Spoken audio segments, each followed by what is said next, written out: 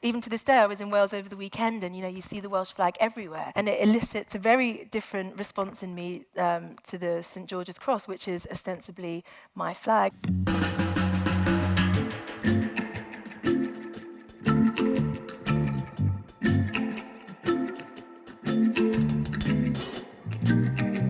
This is Writer's Mosaic, in conversation. Colin Grant talks to Zakia Sewell about her book, Finding Albion.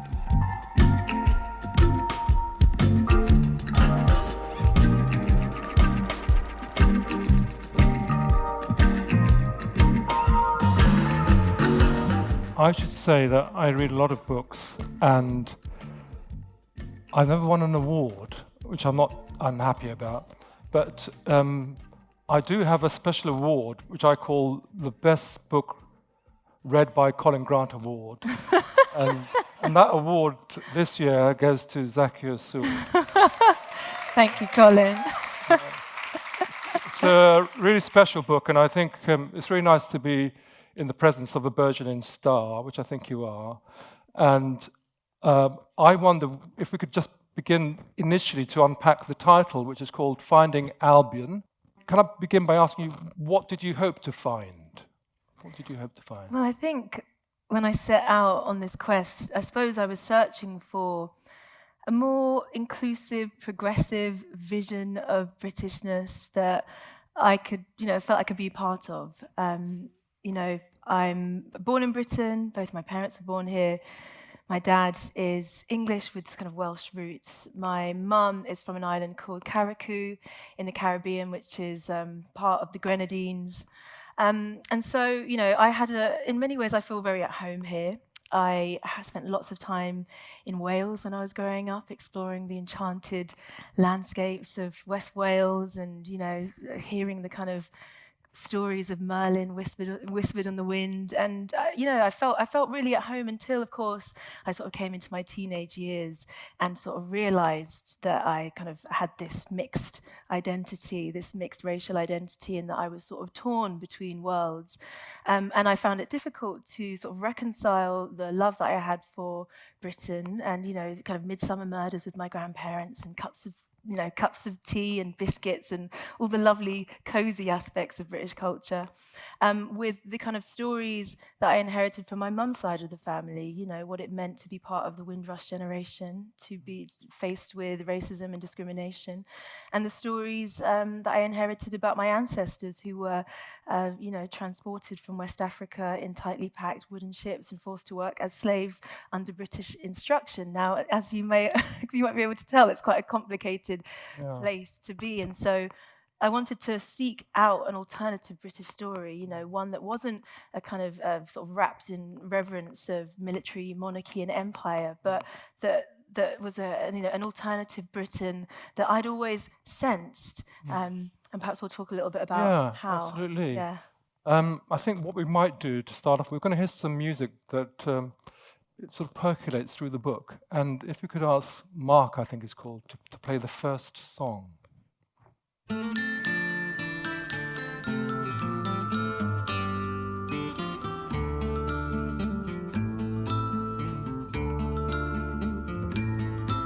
the cuckoo, she's a pretty bird. She sings as she flies.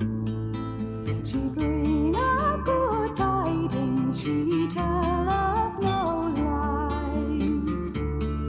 She sucketh white flowers for to keep her voice clear.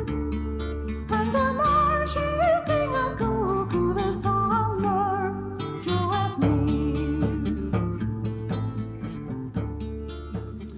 So that's The Cuckoo by Pentangles. What does that song mean to you? It still gives me goosebumps whenever I hear it, the twinkling glockenspiels. That song, well, my dad took me to see Pentangle when I was 15 years old. It was their 40th anniversary concert at the Royal Festival Hall down in You were 15? London. I was 15. Did you have to be dragged to the Exactly. Yeah, this is the Can you? thing. When I was 15, I kind of, I was going through a bit of a rude girl era. So, scrape back hair, big hoop earrings. I was listening to grime and R&B, absolutely not, cosmic folk. And yet my dad, was really into music. That was a big part of, we bonded over music. And I must have been quite open-minded even back then. So, I kept it a secret from my school friends. Nobody knew that I was going to see this strange old folk band. But something about the music that I heard that evening, it transported me to what felt like another Britain, a Britain that was sort of magical and enchanted. And I just remember coming home from the gig, downloading Basket of Light, which, that song is on, recorded in 1969, and hearing these kind of age-old folk songs, but embellished with kind of jazz and blues, and just being utterly captivated. And it was really Pentangle's music that kind of kick-started my obsession with all things folk. I started listening to some of the other folk artists from that kind of 1960s, 70s revival, people like Shirley Collins and Davy Graham. I started becoming curious about the pagans and the druids and sort of these strange standing stones and stone circles that kind of litter the British landscape. And then from there I started to become interested in the kind of seasonal customs that happen all across the country, things like Morris dancing and, the tar barrels at Ottery St Mary. And, I think it was because they seemed to emanate from a very, very different Britain to the Britain that is sort of, celebrated in our more conventional national mottos and tales and symbols. They were kind of eccentric and radical and mischievous and strange. And those are the sort of aspects of British culture that I'm going in search of in the book. So I know your grandparents are in Wales. I think you were brought up in Bedford, is that right? My mum's from Bedford. Mum's from Bedford. Where were you brought up? I was brought up in West London. In West London. Quite close to Heathrow Airport, not particularly folky place. In fact, I went to school, there's a big South Asian community where I grew up. So I grew up, with going to sort of Diwali celebrations and doing Asian dance at school, but not really any English kind of folk traditions. Mm-hmm. And what relationship would you say you had with the landscape? Did you go walking, hiking? In Hounslow? There's nowhere to hike. It's funny, you sort of think like there seems to be no landscape in Hounslow. It's a very built up place, quite sort of grey. It's sort of like the suburbans. It's kind of like, I think it's zone 5 or 6. It's sort of the sort of the tail end of the Piccadilly line in London. Well, that's near St Margaret's and Richmond, isn't it? All those places. There was a bit of that, but it was really it was. I kind of had this sort of split screen, I suppose, growing up. The kind of very urban existence in Hounslow, where I was only really allowed to sort of do loops of a block of flats on my bike, and then going to Wales, where I had this kind of 1970s-esque childhood, where I was free to roam with a gang of local kids. And I think that it was in Wales that I first made a connection to the land. And I suppose that's something that's also really stuck with me. Although there have been questions about whether I belong in Britain, and of course there have been people who've let me know that perhaps I shouldn't feel any sense of belonging here, that connection to the land, when it's just me in a field, swimming in the sea, up on a cliffside, being bashed around by the wind, there's no question about whether I belong. There's absolutely, I feel like I belong to this landscape. But it's unfortunately something that has been called into question. Yeah, it's curious because you're brown. Are you okay with brown? Yeah. I'm brown, or black and brown. And I grew up in a place called Luton. And the idea that we'd go for a walk, we lived approximate to another town called Dunstable, and there are Dunstable Downs. They're 2 miles away, but we never went there. And I was wondering whether you have a theory about why brown or black people in the past, maybe less so now, wouldn't go out into the landscape, into the countryside. Well, it's funny, isn't it, that we're sort of, us brown and black folk are kind of associated with the urban. Because when I think about my grandparents' experience back home, when I visit Carriacou, it's completely rural. My grandparents grew up, growing their own food. They had pigs and they had chickens, and they would slaughter them at, special times of the year. They would be, going on long walks. They'd be swimming in the sea. It was totally a rural existence. Obviously, that all changed when they arrived over here. But I think there's a sort of, I suppose there's a sort of colonial mindset that I think has something to do with it. The idea that people, the city, the metropolis somehow represented a kind of, civilization and a kind of moving away from backyard. And, the idea that, once you've got your nice house set up in wherever in West London or in Bedford or in Bristol, wherever people migrated to, the idea of going back to the land, back to the bush, was not really very an appealing prospect. Yeah, I get that, because people all over the world, don't they? They move from the countryside to the metropolis, and for a lot of Caribbean people, even people from the Commonwealth, London was the centre. The glamour of London was the pull. It wasn't the glamour of Suffolk, I suppose, or even of North Yorkshire or the Dales. One of the things you do early on is to remind people about some of the myths that some people think are sort of like foundation stories of Britain, including some confounding myths like the 13 Syrian sisters. Can you explain who they were? Absolutely. So, Albion is the ancient name for Britain. Nobody knows exactly where the name came from. It's kind of rich with mystery because of that. And so it's sort of it represents a sort of alternative history or past for the nation. I sort of see it as an alternative spirit of the nation. And, I think it was first mentioned by ancient Greek geographers, I think back in the 4th century or something like that. And in the 12th century, you have Geoffrey of Monmouth, a kind of historian in inverted commas, because I'm not sure how much of it was based on fact. But, he kind of wrote these legends of Albion, and he wrote about how, Albion was a land of demonic giants until the arrival of the Trojan hero Brutus, who wiped them out and renamed the island Britain.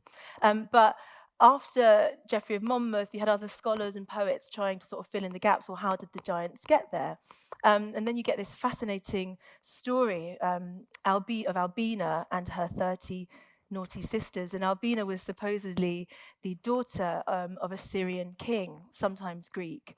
And she and her 30 sisters were known for their extraordinary beauty, but also their disobedience, and they plotted to murder their husbands in the night, and they were found out and they were exiled from Syria. So Albina and her sisters, they sail the seas, they go in search of a new home, and they discover, they kind of come across a beautiful uninhabited island, which Albina names Albion. And so you get this kind of very interesting part of the story where the sisters, who have kind of been used to living in the lap of luxury, they learn to hunt the island's wild animals, they sort of learn to forage and become self-sufficient, living in a kind of feminist utopia for a little while, until they begin to pine for male company and procreate with demons, basically, and give birth to the race of giants. And obviously there's sort of a bit of misogyny in that story, but I think it's very interesting that in these kind of foundational myths about Britain, we get Syrian refugees arriving in small boats to start a new life. And even Brutus, supposed founder of Britain, was from Troy. So I think I came across this myth when I was researching the book, and I'd never heard of it before. And I sort of think, how different might things be if Albina was one of our kind of British symbols instead of Britannia, who represents kind of, well, it's obviously kind of taken on from the Romans, but sort of is a representative of this imperial might. What if we made Albina a Syrian princess, a Syrian refugee? What if she was at the heart of our kind of national kind of insignia? And so I think it's a story that needs to be known. I'd sign up for that one, I'm sure. So you're also interested in changing the narratives, because actually you are the story that you tell yourself. And one of the things you posit in the book is that of all the nations of Great Britain, the English are less sure about their identity. And I think you're suggesting that because they were invested in the notion of Great Britain, they let go of some of their identity. Is that right? Yeah, well, I think that's that's the chapter I'm sort of thinking about Welshness. And, Wales was where, as a child or as a young person, I encountered a sort of sense of national identity that was infectious and joyous and celebratory and welcoming, rather than threatening. And, sort of growing up, even to this day, I was in Wales over the weekend, and you see the Welsh flag everywhere, and it elicits evokes a very different response in me to the St George's Cross, which is ostensibly my flag. And so I was sort of thinking about why that was, and yes, absolutely. The Welsh national identity as we know it today, I sort of had a lot of the symbols and kind of stories of Welshness sort of are rooted in much older kind of tales and myths and symbols, but they're really were kind of consciously conjured after the Union of 1707. There was an attempt, there was a kind of collaborative effort with kind of poets and scholars and rich benefactors, sort of trying to cultivate a distinct sense of Welshness that could sort of hold its own within the Union. And of course, this was a sense of national identity that was forged in opposition to, or always in the face of, English domination. Englishness obviously has a very, very different flavour, because I quoted a sociologist who kind of talked about England being the driving force of the British project, and so as a result, English symbols and British symbols, and in fact kind of Englishness and Britishness are quite often sort of muddied and sort of mingled, and it can be quite hard to separate them. I suppose because for a long time cultivating that kind of distinct sense of Englishness as as separate from the British project was never really a priority. And you see this in the way that now that kind of imperial project that both the Welsh and the Scots benefited a lot from being part of, now that that's sort of broken down, the Welsh and the Scots have sort of returned to their kind of older distinct sort of identifiers, and that's sort of reflected in the way that people describe themselves. I think in the recent census, it was absolutely Welsh people putting Welsh first and British second, and the same for the Scots. Whereas the English, the British and English are still kind of interchangeable. And so, in the book, I'm sort of saying, well, perhaps we need to do something similar to what the Welsh did in the 18th and 19th centuries. There needs to be a kind of collective, conscious conjuring of new symbols, new stories, new kind of anthems and mottos to carry us through this next sort of chapter. And I think that we should, like the Welsh did and like many other nations did during that era of kind of nationalisms, look to some of our older stories and customs for inspiration. One of the things you do explain, I think very clearly, is that all these traditions are invented. And you mentioned the 19th century aristocrat Augusta Hall. What impact did she have on the idea of Welshness? Well, yes, she was this rich benefactor, the Lady of Llanover, and she was really one of the main people who was celebrating Welsh kind of folk tradition during the era, and she used to hold Welsh folk dance events and on her estate, and the kind of typical Welsh national dress was sort of semi-invented by her. She kind of brought together various different kind of traditional modes of dress in Wales. They weren't kind of one distinct outfit at the time, and she kind of championed this as a kind of expression of Welsh identity. So it's very interesting to think about the kind of constructedness of national identities, and yet I don't think that's necessarily a bad thing. I think it kind of gives us permission to sort of reimagine them and dream them anew. Yeah, I agree. One of the things my parents are Jamaican. One of the things my mum used to say to me is that you will be known by the company that you keep. How do you feel about associating yourself with Morris dancers?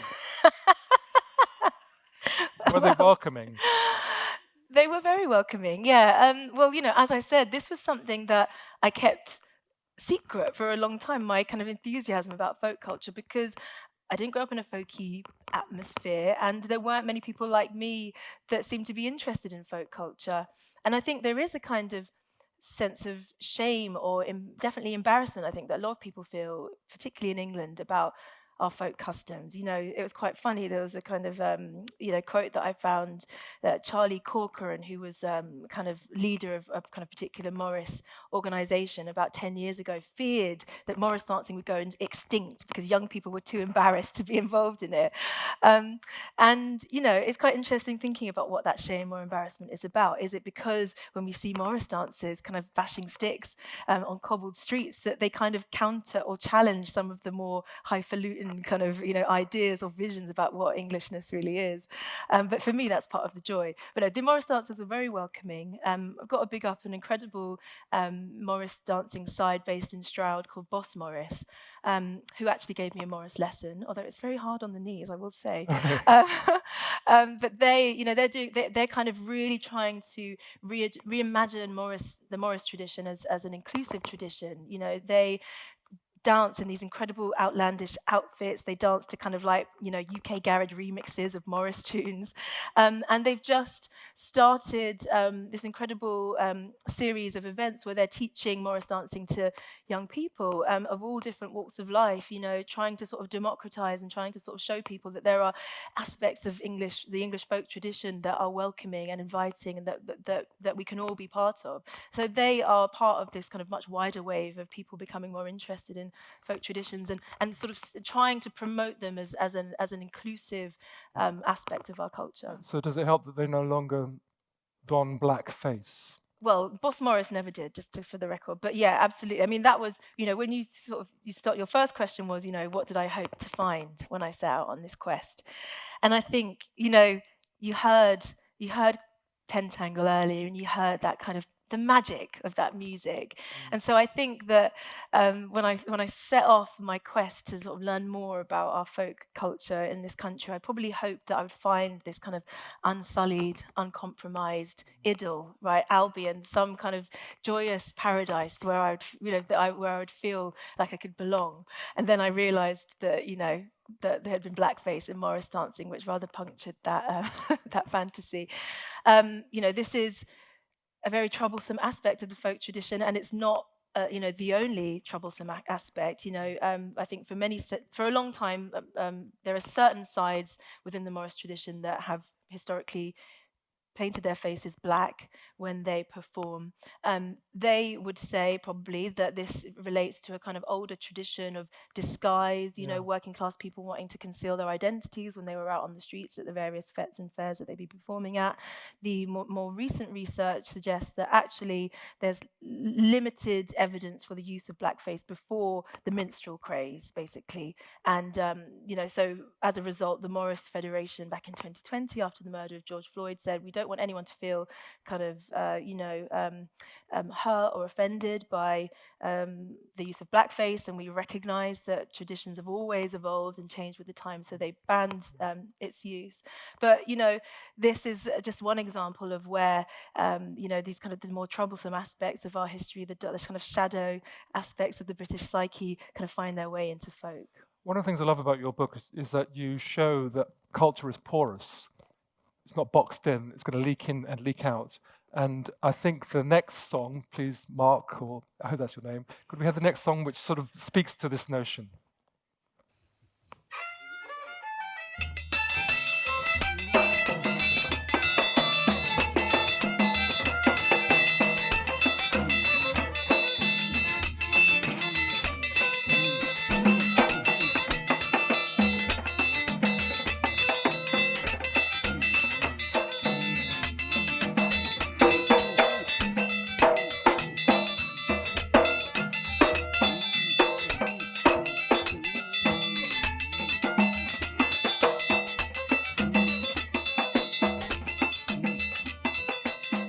Craig, can you tell us what that song is and how that fits into your thesis? Absolutely. So that is a piece of music recorded by the American ethnomusicologist Alan Lomax in the early 60s on a visit to Carriacou, which is where my family come from. And it is an example, it's a quadrille. It was performed by a violinist called Canute Callist. And I absolutely love that piece of music because in that it's just the collision of worlds. You can hear the kind of Irish, Scottish kind of folk influences there on the violins, and then there's this kind of wonderful kind of tumbling kind of West African rhythms imported to the island, brought to the island by enslaved peoples. And that piece of music, Carriacou, there was a big Scottish influence and presence in Carriacou during the colonial era. There's one kind of part of the island where everyone has Scottish last names, and there's a kind of wooden boat building tradition, and they play this music. And I suppose, this is just one example that I found through my research of British folk traditions that made their way to the former colonies and were reimagined and reinterpreted. And I also discovered the use of the maypole dancing tradition in Jamaica. I don't know if you know about that one. Yeah. There was one folk researcher found a kind of versions of mummers plays on an island called St. Kitts, as well as Morris dancing. And I had absolutely no idea about the way that these traditions had travelled. And yet, they were fascinating for me to sort of discover these kind of strange fusions of culture, and to think about, as you say, the way in which these traditions kind of flow back and forth and have done for many, many centuries. They kind of counter the idea that kind of, blackness and Britishness, Caribbean and Britishness is something that sort of started when the Windrushers came over, that actually there's this long entangled history, and that beauty came out of that darkness and those shadow aspects of our I agree. I mean, I did a documentary about mento, which is an early form of reggae before ska. And before mento, there was folk music. And I remember I was taught when I was in Jamaica to rent a tile. Do you know what rent a tile means? No? So you go to a dance hall, you stand on a square tile, a foot square, you grab someone that you're interested in, and you just rent the tile all night long. The person. Yes, rent a tile. One of the things that you do very well also is to explore the fact that the land is not always available to people. And there are various folk songs of people who've transgressed, become poachers, and have been sent to colonies to rid them of the disgrace. And some of those stories have worked their ways into folk songs. Can you talk about one or two of those? Absolutely, yeah. I suppose it's important to, what is folk? It's quite hard to define.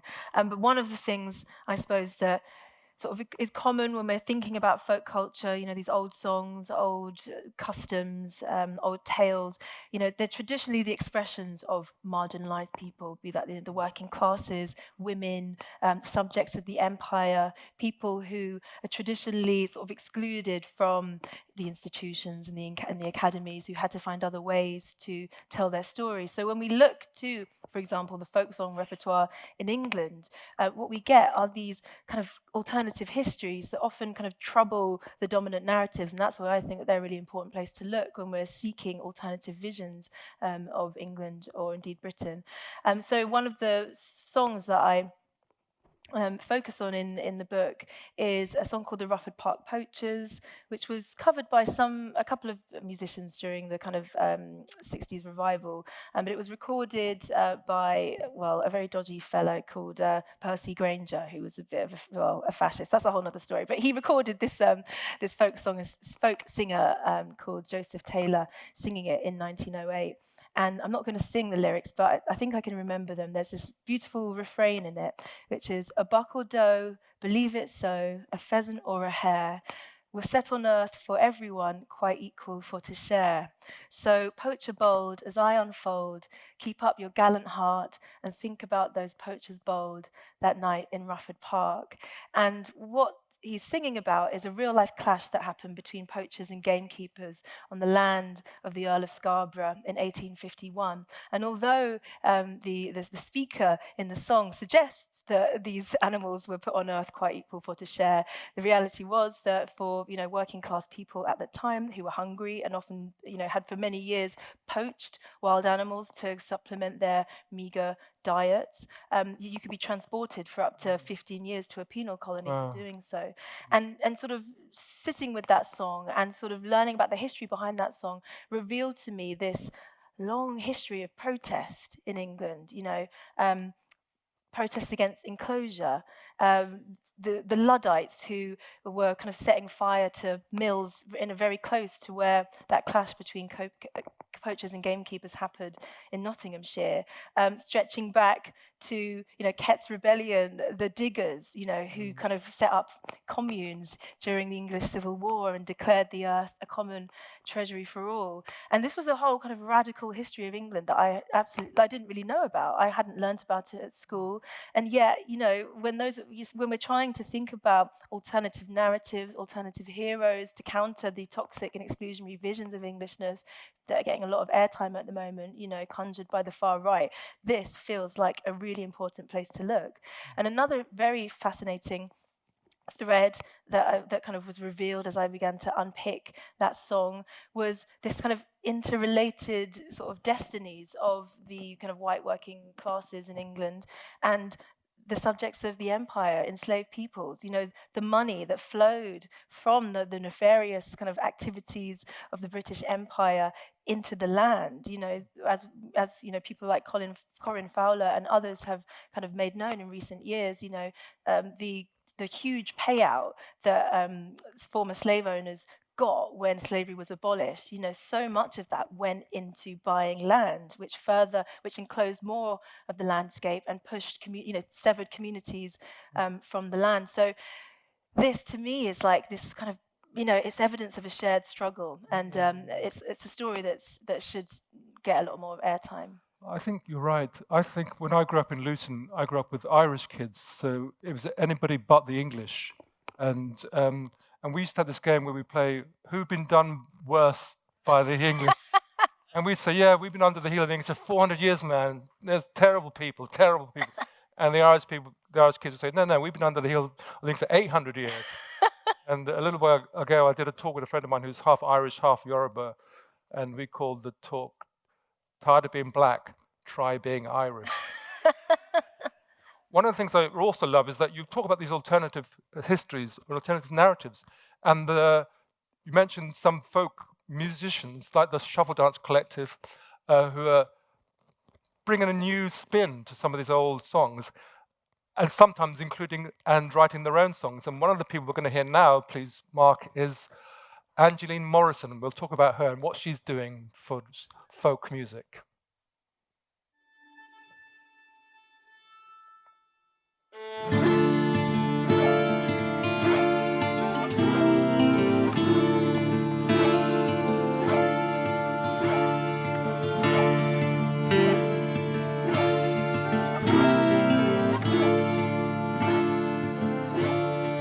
Oh, mother, my mother, cruel mother country, how sweetly your siren song sounds o'er the sea. If it weren't for your arms, an orphan I'd be. Oh, mother, my mother, cruel mother country. We both love Angeline Morrison, don't we? Why do we love her? What's so great about her? I love Angeline Morrison because this song that you just heard is from an album that she made called The Sorrow Songs, and that came out a few years back. And they're a series of songs kind of steeped in the old folk cadences and melodies, but they're new songs that she wrote that are inspired by the lives and experiences of real Black Britons over the centuries. And I saw her perform a few years back, and she was singing. They're quite dark. They're beautiful. They're quite melancholic, and they're dark. They are the sorrow songs. Perhaps that's unsurprising.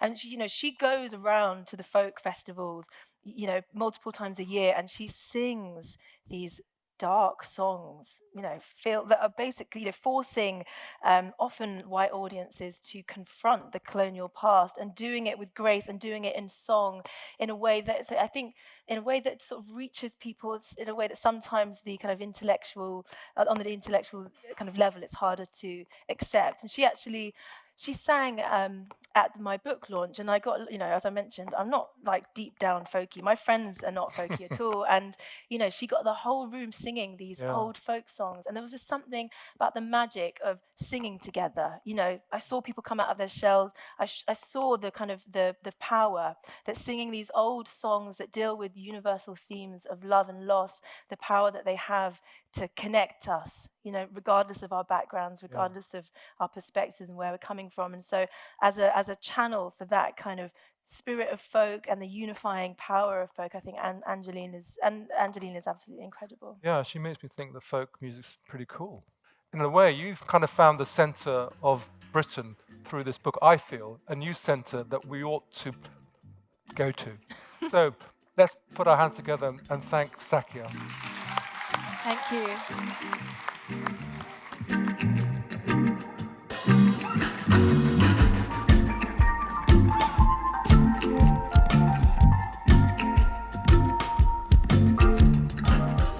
Zakia Sewell was in conversation with Colin Grant. To hear more writers, go to writersmosaic.org.uk.